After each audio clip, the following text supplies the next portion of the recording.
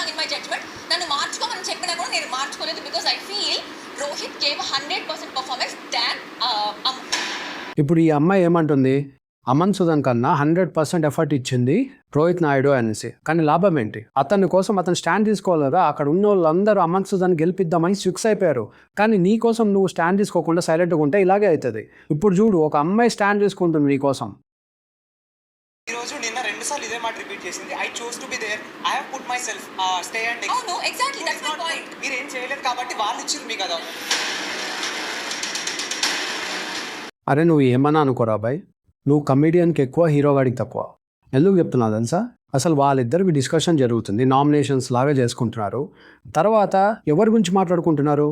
రోహిత్ నాయుడు, అమన్ సుధన్. వాళ్ళిద్దరు కూడా లేచి మాట్లాడట్లా. నీకేమవసరం రా బాయ్? నీ గురించి ఏమైనా మాట్లాడారా?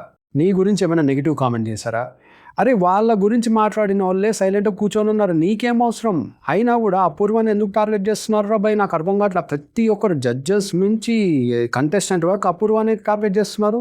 పెద్దరాయుడు లాగా లేచావు కానీ నువ్వు పెద్ద నిబ్బగాని తెలుస్తలేవు. కూర్చోవు.